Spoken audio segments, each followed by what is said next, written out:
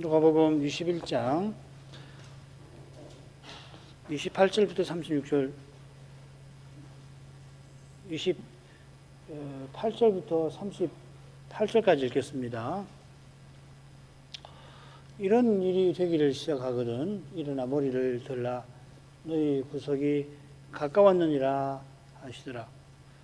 이에 비유로 이르시되 무화과 나무와 모든 나무를 보라. 싹이 나면 너희가 보고 여름이 가까운 줄을 자연히 아나니 이와 같이 너희가 이런 일이 나는 것을 보거든 하나님 나라가 가까운 줄 알라. 내가 진실로 너희에게 말하노니 이 세대가 지나가기 전에 모든 일이 다 이루리라. 천지는 없어지겠으나 내 말은 없어지지 아니하리라. 너희는 스스로 조심하라. 그렇지 않으면 방탕함과 술 취함과 생활의 염려로 마음이 둔하여지고 뜻밖의 그날이 뜻과 같이 너희에게 임하리라. 이날은 온 지구상에 거하는 모든 사람에게 임하리라. 이러므로 너희는 장차 올 이 모든 일을 능히 피하고 인자 앞에 서도록 항상 기도하며 깨어있으라 하시니라.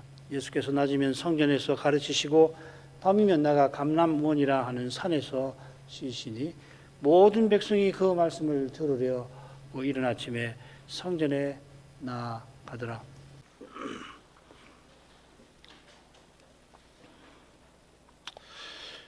주님께서 화요일 밤에 감람원에서 제자들에게 예루살렘 멸망과 마지막 심판에 관한 중요한 말씀을 베푸셨습니다. 이틀 후면은 십자가를 지실 테고 또 이 십자가 지시기 위해서 세상에 오셨으니까 시간이 얼마 남지 않은 때라 그 일에 관해서 교훈하셔야 할 거 아닌가 그런 생각이 들만합니다. 그런데 주님의 십자가 때문에 예루살렘이 망하고 주님의 십자가로 영원한 나라가 장차 세워지는 것입니다. 주님의 십자가는 바리새인이 주동하여 메시아를 죽이는 바로 그 일이고 너희가 이 성전을 허는 그 일입니다. 배도한 지도자들이 성전의 파괴와 예루살렘 멸망을 철회한 것입니다. 놀랍게도 십자가에 달리신 그리스도께서 부활하셔서 영원한 성전과 나라를 세우십니다. 주께서 이런 놀라운 사역을 내다보시면서 여전히 지상 성전의 외적인 아름다움에 취하고 하나님 나라의 참된 능력과 영광을 오해하는 제자들을 일깨우시려고 위대한 말씀을 베푸신 겁니다. 이런 점에서 감람산 강화의 맺은말에 주목할 만합니다. 맺은말의 마지막 부분에서 조심하라 하십니다. 이는 짝을 이루는 머릿말 처음을 우리에게 가리킵니다. 미혹을 받지 않도록 주의하라. 이 경고는 주님께서 십자가신 이후로 세상 끝까지 전개되는 역사의 가장 중요한 성격과 딱 붙어 있습니다. 재림까지 역사는 부활하신 주님이 죄와 사망의 권세를 마귀와 세상과 육신의 동맹 세력을 물리치시는 과정이고 동시에 마귀가 택하신 자라도 할 수만 있다면 넘어지게 하려고 미혹하는 이 도전의 연속입니다. 김홍주 목사님은 신령한 전쟁이라는 제하에 이 연속 강서를 26번 아마 우리 교회에서 들었는지 잘 기억이 나질 않네요. 한사람 교회에서 들으셨는지 모르겠는데 이 연속 강설에서 우리 교회가 거룩한 사명을 받들어 신령한 전쟁을 치르고자 할 때에 역사의 이런 성격에 주목해야 할 것을 강조하고 또 강조합니다. 이 전쟁은 마귀의 국군이 역사에서 하나님 나라를 공격하는 전쟁이고 우리와 원수의 전쟁은 역사의 끝까지 전개된다. 이게 첫 번째 중요한 내용이고요. 그 다음 이 전쟁의 목표는 원수가 거룩한 교회를 없이 하려는 거고 그 도전에 우리가 교회답게 존재하고 전투하는 교회로 각성하여 마침내 승리를 거두는 거다. 이런 취지로 이 연속 강서를 26강이나 지금 여러분 갖고 계시는 이 강설지 식으로 인쇄를 하면은 거의 한 700페이지 어쩌면 86페이지쯤 되는 분량의 강설입니다. 책으로 꼭 나오면 좋겠는데, 마귀의 미혹을 간파하고 물리치는 유일한 무기가 성신의 검인 말씀입니다. 바로 여기에 주님께서 감난산 강화를 베푸신 목적이 있습니다. 좀 극단적일지 모르지만은 말씀의 용도를 김 목사님 네 가지로 구분하시잖아요. 믿는 자에게 구원을 주시는 하나님의 능력으로서의 말씀. 그 다음에 이 히브리서 4장 13절에 나오던가요? 이 우리의 생각과 마음을 다 드러내어서 회개해서 온전한 헌상을 하게 하는 말씀의 기능. 그 양날 검보다 더 예리한 그 말씀으로서 기능. 그리고 말씀은 내 발의 등이요 내 길의 빛이니라 하는 인도하시는 주님의 인도로서의 수단으로서의 말씀. 그리고 네 번째가 신령한 싸움의 유일한 무기인 신령한 성신의 검으로서의 말씀. 이 네 가지 용도를 이야기하는데, 앞에 세 가지 용도가 다 충족되었다 하더라도 이 마지막 용도가 없으면 어떻게 되겠습니까? 그거 지는 거예요. 이걸 꼭 기억하셔야 합니다. 복음이란 무엇인가? 복음은 예수 믿고 천당 가는 것만 아니고 부활하신 그리스도가 거룩한 통치를 실시하셔서 그 통치 아래 거룩한 나라를 이루고 사는 그런 내용이 있는 거다. 그것도 마찬가지 아니에요? 그 내용을 잘 배우면 필연적으로 역사는 끝이 있고 그 끝을 향해서 주님은 주님의 교회를 인도해 나가시는데, 그 길에 필요한 이 교회는 믿으면 공격을 받고, 그 공격은 보통 공격이 아니라 역사 처음부터 끝까지 지속되는 마귀의 미혹이라고 하는 공격이고, 그 공격에 맞서서 싸우는 것이 신령한 전투로서 이 전투를 피할 수 없는 거다. 여러분 다 알고 계시는 말씀입니다. 특별히 주님의 십자가와 부활 이후에 역사가 무엇을 향하여 전개되어 가는지를 미리 알려주셔서 사도들이 오순절 이후에 그리스도의 몸인 교회를 세워나가는 그때로부터 오고 오는 주님의 교회가 다시 오시는 날까지 어떻게 무엇을 힘써 나가야 할지를 일깨우신 말씀입니다. 매주 말에서도 주님이 우리에게 그 교훈을 베풀고 계시는 줄 믿습니다. 32, 33절로 가겠습니다. 내가 진실로 너에게 말하노니 이 세대가 지나가기 전에 모든 일이 다 이루리라. 천지는 없어지겠으나 내 말은 없어지지 아니하리라. 내가 진실로 너에게 말한다 하고서 참으로 중요한 교훈을 베푸시는 거죠. 자, 이 세대가 지나가기 전에 모든 일이 다 이루리라 하시는데, 이건 33절과 결국 같은 교훈입니다. 내 말은 없어지지 아니한다. 이 32, 33절에 번역이 둘로 되어 있지만은 같은 동사가 세 번 쓰인 겁니다. 지나간다, 32절 없어진다 두 번 나오는데 똑같은 낱말입니다. 주께서 말씀하신 모든 일은 무엇보다 가까이는 예루살렘 멸망이고 멀리는 인자의 오심입니다. 아울러 인자 오심을 보여주는 징조들입니다. 이 모든 일은 이 세대가 지나가기 전에 다 이룰 것이라 하셨습니다. 이 세대라고 할 때에는 여기 이 세대라고 하는 말, 특별히 이 세대는 보통 그 예외 없이 주님 말씀을 듣고 있는 그 사람들, 한 30년, 40년 그 시기의 사람들, 무리를 가리킵니다. 그렇다면 주님 시대의 사람들이 사는 동안 예루살렘 멸망만 아니라 다른 사건들도 전부 이루어진다, 그렇게 말씀하신 건 아니겠죠, 그죠? 그럴 수가 있나요? 인자의 오심은 벌써 2000년 돼도 아직 이루어지지 않았지 않습니까? 여기 이루리라 하고 새긴 낱말은 사건이 일어난다 하는 뜻입니다. 주님의 말씀을 듣는 세대가 살아있는 동안 예루살렘 멸망이 반드시 일어난다 하셨고 과연 그렇게 되었습니다. 이 예루살렘 멸망은 창세 이후로 흘린 모든 선자의 피를 이 세대가 지금 주님의 말씀을 듣고 있는 그 이스라엘 백성이 담당하는 것이라 하셨을 만큼 예루살렘 멸망 곧 성전의 파괴는 언약의 역사에서 분기점을 이루는 것입니다. 예루살렘 멸망은 재림까지 징조들이 반드시 일어날 것을 가리키는 그런 사건입니다. 요컨대 예루살렘 멸망이 일어났다면은 그 이후로 일어날 거라고 말씀하신 징조들과 재림은 반드시 일어난다 하는 뜻입니다. 자, 이런 점에서 모든 일이 이루리라 이렇게 번역하기보다는 일어나기 시작하리라 이렇게 새길 수가 있고 이렇게 새기는 게 좋아 보입니다.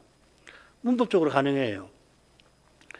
주님께서 그러니까 이걸 역자적으로 이 세대가 지나가기 전 다 일어나리라고 할 때에 과거론자들은 이렇게 해석하는 겁니다. 그래서 감난산 강화나 요한계시록의 말씀은 다 예루살렘 멸망에 관한 예언에 관한 거다 이렇게 해석하는 거죠. 그런데 그거보다는 일어나기 시작하리라. 이 모든 일들이 일어나기 시작하리라. 그리고 예루살렘 멸망이 일어난 것을 보면은 다른 사건들 틀림없이 일어나는 줄 알라 그 말씀입니다. 주님께서 이 세대가 지나가기 전에 모든 일이 다 이루기 시작하리라 말씀하셨는데 이 주님의 말씀은 없어지지 아니합니다. 주님의 말씀이 이루어지기 위해서 한 세대가 지나가고 또 한 세대가 오는 것입니다. 이 점을 보질 못하면 결국 전도자처럼 헤아릴 세상은 새 것이라 할 것이 있으랴.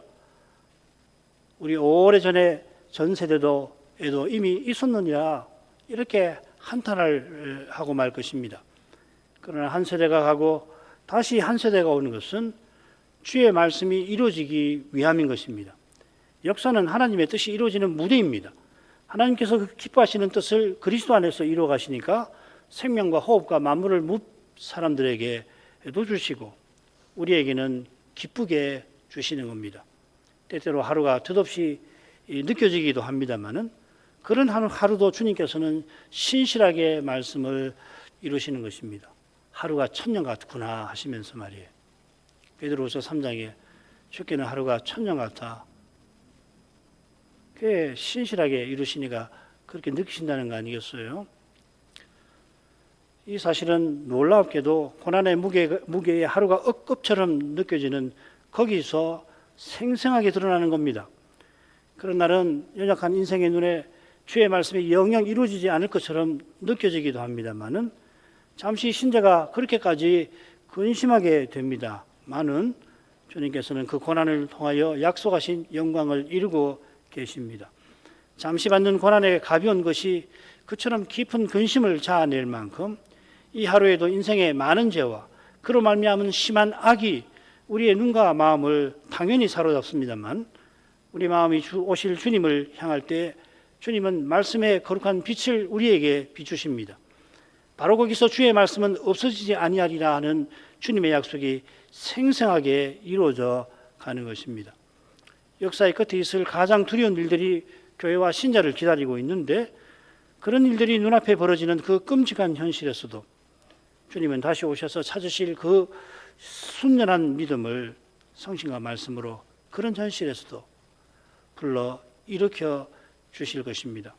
지상의 마지막 교회에서도 주님은 성신으로 그 교회에 함께 하셔서 아버지를 그들이 두세 사람이 될지 10사람이 될지 알 수는 없습니다만은 그들에게 선포하실 것입니다. 하늘과 땅이 없어지는 날이 반드시 올 테인데 그때까지 주님께서는 아버지를 형제들에게 선포하시고 형제 중에서 아버지를 찬송하시는 예배가 지면에서 사라지지 않게 하실 것입니다. 이 예배는 지금 하늘과 땅이 지금 우리 있는 이 하늘과 땅이 없어져도 새 하늘과 새 땅에서 이 예배는 영원히 이어질 것입니다. 예배가 영원히 이어지기 위하여서 지금 하늘과 지금 땅은 장차 사라져야 하는 것입니다. 그때 우리도 영원히 새로운 몸, 부활의 몸을 입고서 새하늘과 새 땅에서 그리스도를 영원토록 온전히 드러내며 살게 하실 것입니다. 그 다음 부분이죠. 이거 셋으로 나누겠습니다. 34절, 35절, 36절. 34, 36절은 결국 같은 주제입니다. 스스로 조심하라, 깨어 있어라 하는 거고요. 그 주제가 한가운데 나온 주제와 딱 붙어 있습니다. 심판날이 온 지구상 모든 사람에게 임할 것이라 하는 사실과 붙어 있습니다. 이 중요한 사실과 관련해서 주님께서 제자들에게 마땅한 태도를 앞뒤에서 34, 36절에서 권하고 계십니다. 34절 가겠습니다. 너희는 스스로 조심하라. 그렇지 않냐면 방탕함과 술 취함과 생활의 염려로 마음이 둔하여지고 뜻밖의 그날이 뜻과 같이 너희에게 임하리라. 주님께서 천지는 없어져도 내 말은 없어지지 않을 거다 하시고는 스스로 조심하라 권합니다. 누가복음에 이 조심하라라고 하는 명령 3번 더 나오고 지난번에 말씀드렸죠. 모두 배도와 관련된 말씀입니다. 읽지 않겠습니다. 여기서도 주님께서 조심하라 하신 취지가 근본에서 같으죠. 스스로 조심하라 하신 것은 주님의 말씀을 듣는 제자들이 자기 안에 인자의 날과 관련해서 주의할 것이 있는가, 육신적 태도를 철저히 살펴서 버리라 하시는 말입니다. 그러려면 그걸 분별하고 버릴 수 있으려면은 내 말에 주의하고 주의해야 한다 하시는 겁니다. 여기 조심하라고 한 낱말이 히브리서 2장 1절에 이렇게 쓰여 있습니다. 그러므로 모든 들은 것을 우리가 더욱 간절히 삼갈지니, 조심하라는 말하고 같습니다. 프로세코입니다. 혹 흘러 떠내려갈까 염려하라. 여기 배도의 맥락이죠. 삼갈지라고 새겼는데 여기서는 조심하라고 한 그 말입니다. 서신받는 교회가 배도의 물결에 흘러 떠내려가지 않을 그 길을 히브리서의 선자가 권하는 겁니다. 그 길은 모든 들은 것을 더욱 간절히 주의하는 겁니다. 들은 말씀에 마음과 힘과 뜻을 쏟아야 합니다. 더욱 그렇게 하라. 더욱 간절히 주의하라고 했으니까 들은 말씀을 마음을 다 쏟아 들었으면 한 분으로 거쳐서 안 된다 이 말이죠. 더욱 그리하라 한데 말씀 듣는 태도에 핵심이 있습니다. 오늘 마음을 기울여 들었으면 내일도 똑같이 실은 더 그리해야 깨달아지는 겁니다. 그리하지 않으면 어제 깨달은 것에 결국 매이는 겁니다. 그 깨닫는 거 참 귀하거든요. 말씀 깨닫는 것이 어디 쉽습니까? 말씀을 하루 종일 읽는다고 해서 깨달아지던가요? 지기도 하고 깨달아지지 않는 날이 더 많을 겁니다. 왜냐하면 하루 종일 말씀을 보는 제 경험이 거의 보편적이라고 생각하는데요. 그 얼마나 귀해요. 한번 뭘 깨달았으면 아이고 그 깨달은 게 내가 깨달은 노력에서 얻는 게 아니고 주님이 은혜로 주신 거 아닙니까? 그런데 그 깨달은 것을 내일 새롭게 깨달으려고 하지 않으면 그 깨달은 것에 매이는 거예요. 그래서 깨달은 자신을 의지하고 마는 겁니다. 이게 붙어 있는 겁니다. 그렇게 되지 않도록 주님이 날마다 자기를 부인하라 하신 거 아닙니까? 이 말씀을 받은 사도는 내가 날마다 죽노라 하고 표현합니다. 이런 태도를 취하는 것이 실로 힘겨운 일이긴 합니다만 주님이 그렇게 할 힘을 주실 뿐 아니라 주께 주신 힘으로만 말씀을 받들 수가 있는 겁니다. 주의 말씀이 양날 검처럼 예리하여 우리 마음, 감추인 마음과 생각을 드러내어 부인하게 하고 그렇게 한 후에 온전하게 우리 자신을 주께 드릴 수 있게 하는 거 아닙니까?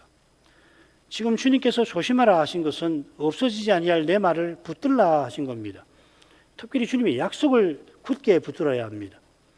이건 약속하신 주님을 전심으로 믿고 바라는 것입니다. 주님의 약속을 굳게 붙든다는 말이 뭡니까? 약속하신 주님을 진심으로 믿고 바란다는 거죠. 진심으로 믿고 바라야 눈앞의 현실의 마음을 빼앗겨 거기에 매이지 않게 되는 겁니다. 눈앞의 현실에 매이면은 이 현실을 이루고 움직이는 것 같은 힘과 세력을 따르지 않고 배기지를 못하게 되는 겁니다. 요즘에는 돈이 최고가 된 사회에 살고 있으니까 돈 버는 재주가 있고 비법이 있으면은 어떻게 그 따르지 않고 견딜 수가 있어? 이렇게 하면 돈을 잘 벌 수 있습니다. 그러면 뭐 거기 마음이 안 가고 베길 사람이 얼마나 될까요? 참으로 돈을 벌 수가 있는 길이라고 한다면은 아무리 속으로 이건 아닌데 할지라도 자기도 모르게 몸은 따라가고 있는 거죠. 그만큼 인생은 약한 겁니다. 장차 온 세상이 적그리스도를 쫓아서 그의 신기한 표적들을 보고서 당면한 세계적 난제들을 척척척 풀어 평안하다 안전하다 할 때에 무슨 수로 따라가지 않을 수 있냔 말이에요. 게다가 경비하지 않는다고 핍박하는데 말입니다. 죽인단 말이죠. 며칠이었든지 죽인다고 그렇게 하지 않았습니까? 온 세상을 뒤로 하고서야 약속하신 주님만을 쫓아갈 수 있습니다. 그 길은 주님의 거룩한 신비를 지금 날마다 예배에서 보는 데서 열립니다. 이거 보지 않고서는 안 돼요. 아무리 그렇게 해야지 하고서 무슨 뭐 이념이든지 이념을 습득하듯이 혹은 세계관을 자기가 받아들이듯이 하더라도 머릿속에 혹이 있더라도 현실은 그렇게 되는 거 아닙니다. 세계관, 세계관이라는 게 있죠. 철학보다 훨씬 더 사람 내면에서 작동하는 어떤 신념 체계 같은 게 세계관이잖아요.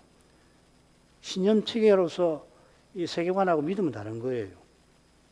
세계관을 갖추면은 그 세계관대로 사람은 척척 사라지는 게 아닙니다.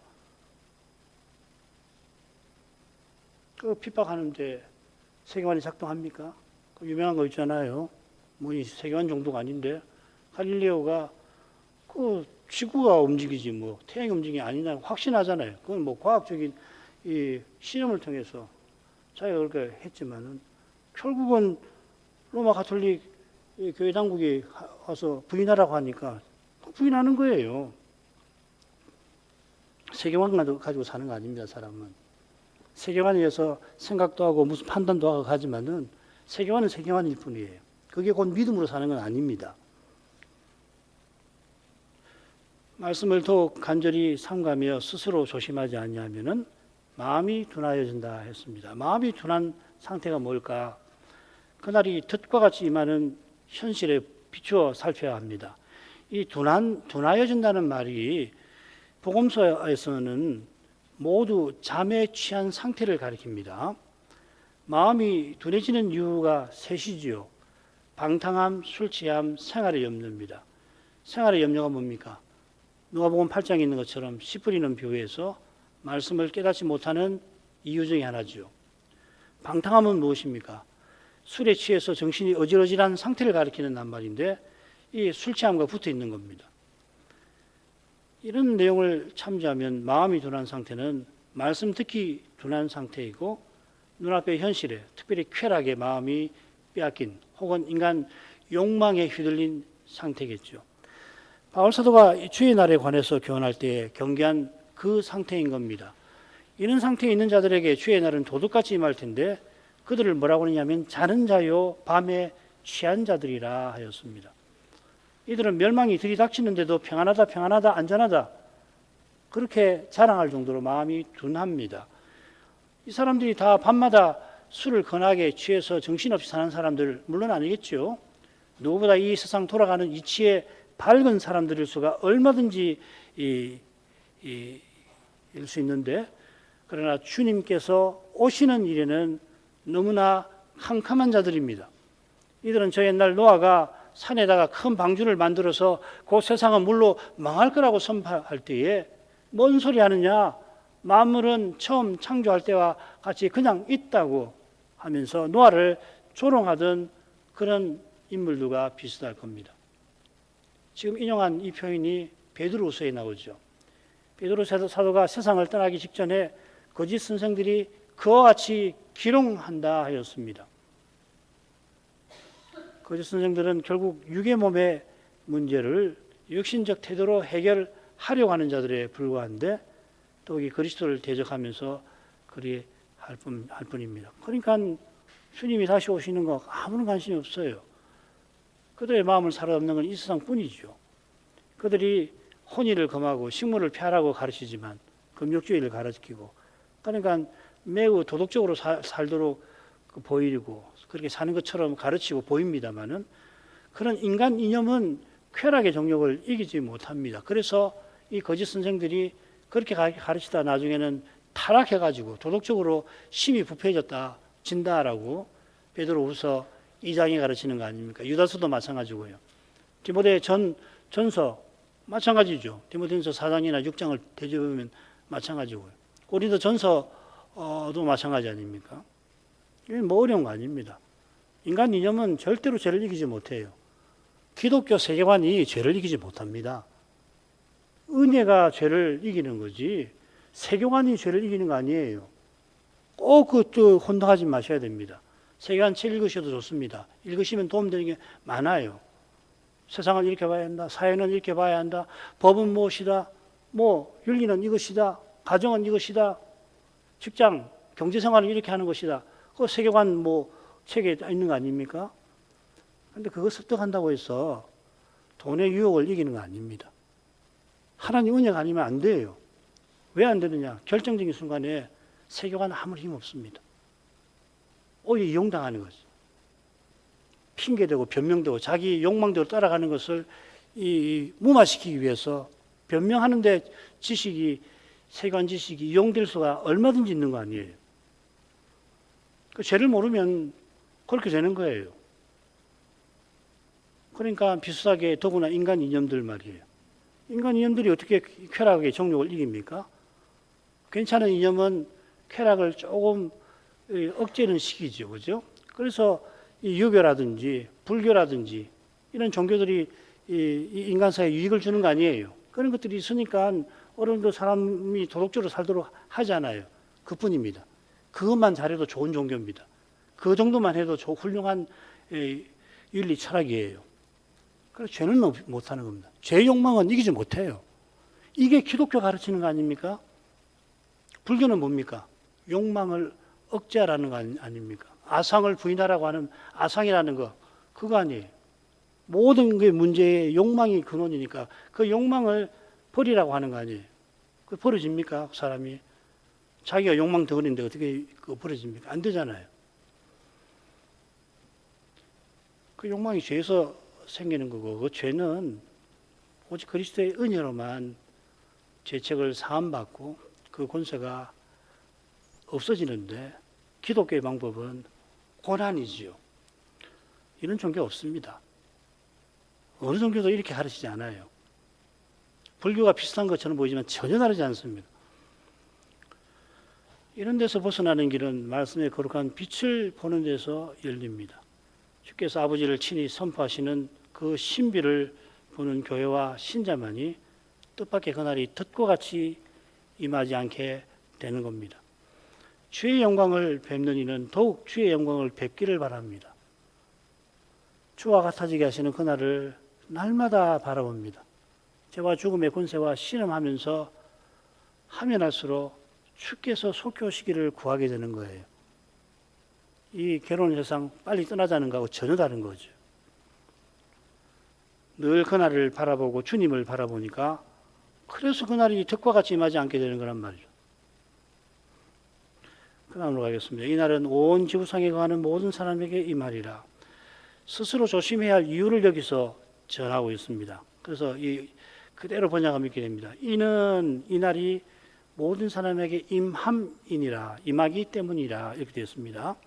이사야 24장 17절을 인용한 것 같습니다.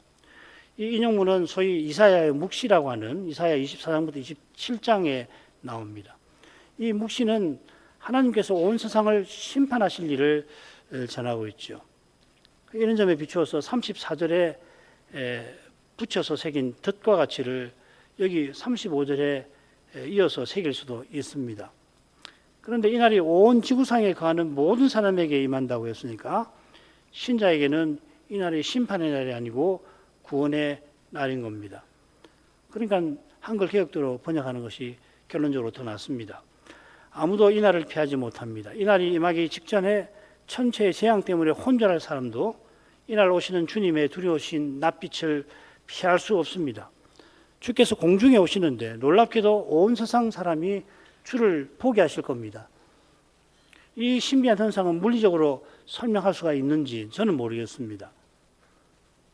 그러나 제 생각에는 물리법칙을 넘어서는 주님이 공중에 오시는데 지구가 둥그니까 주님께서 이 공중에 오시면 그 지구상 반대편에 있는 사람은 볼 수가 없어야 되잖아요, 물리적으로는. 그렇죠, 그죠? 그런데 공중에 오실 때 신비하게 다 보게 하시는 거예요. 다 보지 않으면 안 되게 하시는 거란 말이죠. 이게 심판의 요소 아니에요. 기적이 되겠죠, 틀림없이. 요컨대 주께서 천사를 대동하고 오셔서 만민을 주님 앞에 모아 심판하실 겁니다. 주를 바라는 우리는 부활의 몸을 입고서 구름 속으로 끌어올려 주님을 공중에서 영접하게 하실 거고, 그러고서는 우리는 영원히 주님과 함께 있게 될 겁니다. 주를 믿지 아니하고 대적하는 이들은 부활인데 심판의 부활로 나온다고 말씀하셨습니다. 36절, 이러므로 너희는 장차 올 이 모든 것을 능히 피하고 인자 앞에 서도록 항상 기도하며 깨어있으라 하시니라. 주님께서 항상 기도하며 깨어있으라고 권하십니다. 이게 핵심입니다. 주님과 사도께서 항상 기도하라고 명령하시니까 항상 깨어있어 기도하라. 문법적으로는 이게 맞지만은 결국은 같은 명령이 됩니다. 문법적으로 이게 맞아요. 항상 깨어있어 기도하라 이렇게 되어 있는데 결국은 같은 말씀이 되는 거죠.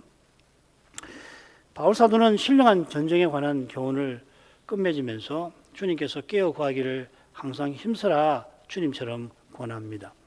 신령한 전쟁은 오직 주 안에서와 그의 힘의 강력으로 강건해져서 하나님의 전신 갑주를 입고서야만 제대로 치릅니다. 주 안에서 치른다는 것은 주님이 신령한 전쟁을 치를 힘을 공급해 주실 뿐만 아니라 주님이 자기 몸과 지체를 통해서 친히 전쟁을 치르신다는 뜻이기도 합니다. 루터 선생이 내주는 강한 성체와 그 찬송가에서 내 힘을 의지하면 필패한다 하고서 힘 있는 장수 나와서 나를 대신하여 싸우신다 하고 고백했죠.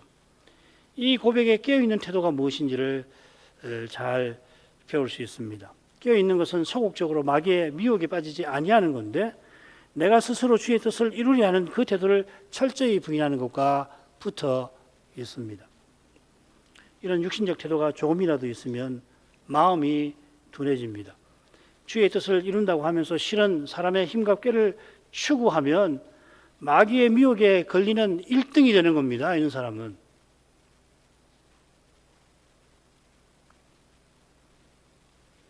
미혹에 걸려 드는지도 모를 정도로 걸려들고 말 것입니다. 정말 주의해야 합니다. 참된 그런 마음에서는 참된 강구가 나올 리가 없죠. 참된 강구는 루터의 말대로 자기가 상거지임을 겸손히 고백하는 심정에서 나오는 거 아니에요. 자기가 하나님 뜻을 이루는데 전혀 무력한 것을 깨닫는 데서 나오는 겁니다. 무력할 뿐만 아니라 그럴 자격이 내게 전혀 없다는 것을 깨닫는 것입니다. 그런 겸손한 교회와 신자를 주님은 받으시고 써주시는 겁니다. 이게 얼마나 힘든지 모르시지 않을 겁니다. 평생에 이런 말씀을 듣고 또 듣고 합니다만은 결정적인 순간에 이렇게 못 돼요. 그게 인간입니다. 다급하니까, 앞에 문제가 심각하니까, 풀어야 하니까, 괴로우니까. 그러면 꼭 잡는 것이 매라고 풀 수 있는 길이 눈에 있을 것 같으면 그걸 손이 나가는 겁니다. 그냥 손이 나가서 그걸 붙잡으려고 하는 거예요.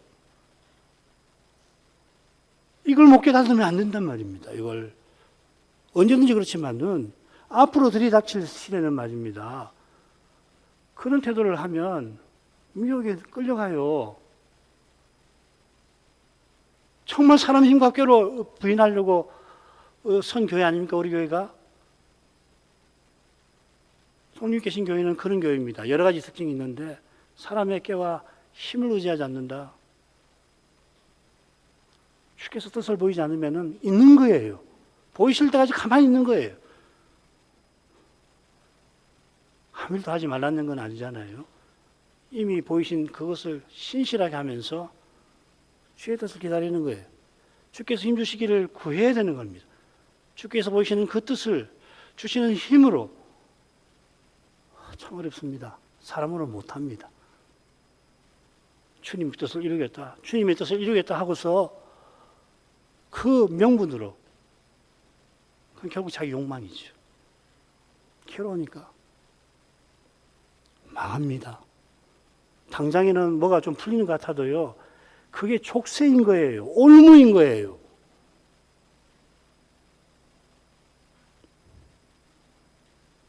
이걸 못하면은 신앙의 발전은 없는 거예요. 태보만 있는 거예요. 이미 태보한 거 아니에요.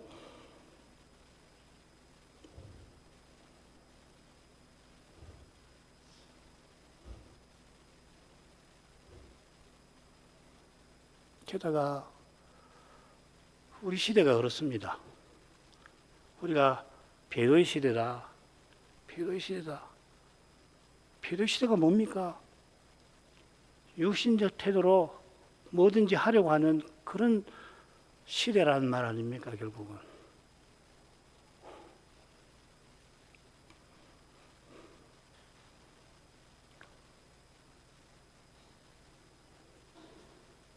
바리새인처럼 기도하는 이는 하나님도 자기 영광을 위한 수단으로 삼고자 하니까 하나님은 멀리하시고 대적하시고 심판하시는 겁니다. 그 예루살렘 멸망입니다.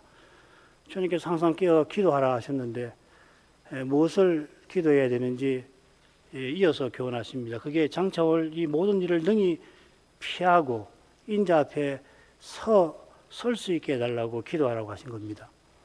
주님께서는 우리들은 능력을 구하라 하십니다. 여기 핵심적인 말이 능력이라는 말입니다. 할 수 있게 해주십시오. 어떤 능력이냐면 첫째로 장차올 이 모든 것을 피할 수 있도록, 그래서 인자 앞에 설 수 있는 능력을 구하라. 본문에서 그걸 말씀하고 있습니다. 장차올 이 모든 일은 그저 천체 재앙이 아니라 무엇보다 마음이 둔해져서 주의 날이 덫과 같이 들이닥치는 바로 그런 겁니다. 미혹입니다. 천체 재앙이 불신자에게만 들이닥치는 것이 아니듯이 짐승에게 경배치 아니하는 신자는 대환난도 당합니다. 자비하셔서 그 환난의 날을 감해 주시듯이 무엇보다 적그리스도의 미혹을 능히 피하게 해주시는 겁니다. 극심한 환난이 목숨을 잃는 것이, 극심한 환난에 목숨을 잃는 것이 세상의 안전과 평안을 위하여서 미혹당하여 멸망당하는 것보다 비할 수 없이 낫지요. 이런 미혹에서, 영원한 멸망에서 피할 수 있는 능력을 하나님이 베푸시듯이 인자 앞에 설 능력도 그러합니다. 배도자는 인자 앞에 감히 설 수가 없어서 그 두려운 낯을 피해보고자 산과 작은 산들들어 자기들 위에 무너져 내리라고 그렇게 외친다 하지 않은 겁니까? 얼마나 허망한 일입니까? 그거 안 되는 일이잖아요. 그들의 진노에 큰 날이 이르렀으니, 하나님과 어린 양의 진노의 날이 이르렀으니 누가 능히 서리요? 아들을 아끼지 않고 내어주신 아버지의 사랑에 영광에 휘 감기는 사람만이 능히 섭니다. 주의 사랑의 영광을 뵙고 영광의 주와 같아지게 하시는 그 사람만이 은혜로 영원히 섭니다. 38절로 가죠. 예수께서 낮이면 성전에서 가르치시고 밤이면 나가 감람원이라 하는 산에서 쉬시니 모든 백성이 그 말씀을 들으려고 이른 아침에 성전에 나오더라. 앞에 여러 가지 있는데요. 읽어보시고요. 누가복음에는 수요일에 주님께서 어떤 일을 하셨는지 이 두 말씀으로 우리에게 가르치고 있다는 겁니다. 다른 말씀은 잘 알기 어렵습니다. 수요일 날이 아무 일도 안 하신 것처럼 그렇게 보이는데 누가는 유독 이 말씀을 전합니다. 그 다음 단락 읽고 마치겠습니다. 주님께서 감람원에서 중요한 강화를 마치시고 수요일에도 성전에 가셔서 가르치시니까 모든 백성이 그 말씀을 들으려고 성전에 나아갑니다. 십자가를 앞두고 성전에서 가르치신 것은 십자가 지시는 목적을 이루려 하심입니다. 십자가 지신 일이 위대한 행위 계시입니다마는 그 행위 계시가 눈앞에서 벌어지는 것을 직접 본다고 해서 십자가 지신 주님을 믿는 믿음이 생기지 않습니다. 이런 제자들이 부활하신 주님을 뵙고도 유령이신가 하고 믿지 못한 것과도 붙어 있습니다. 믿음은 들음에서 나고 들음은 그리스도의 말씀으로 말미암습니다. 들음은 그리스도의 말씀으로 말미암는다 했는데 이 말은 그리스도께서 말씀하시는 것을 듣는다 하는 뜻입니다. 로마서 10장 14절 듣지 못한 일을 어찌 믿으리요. 주님께서 수요일에 성전에서 가르치신 교훈이 정확히 어떤 내용인지는 알 길이 없습니다만은 부활 후에 성신께서 제자들을 깨닫게 하셔서 이 전한 교훈을 전하게 하셨을 거고 우리가 갖고 있는 성경에 담겨 있을 것입니다. 그 교훈이 주께서 예고하시고 경고하신 두려운 징조가 나타나는 때에 다시 오실 주를 바라보는 교회와 신자를 능히 미혹과 환난에서 보호하시는 할 것입니다. 이 시대 주님의 교회들이 보아야 할 것이 바로 이 두 말씀에 나타나고 있습니다. 기도하겠습니다. 거룩하신 아버지, 예수께서 누구든지 알고 있을 그러한 일을 무화과나무에 싹이 나고 잎이 나면 이미 여름이 가까운 것이라 누구든지 알고 있는 그러한 일을 비유로 드시면서 징조를 반드시 알되 징조를 제대로 아는 길이 어디에 있는지 일깨우셔서 감사드립니다.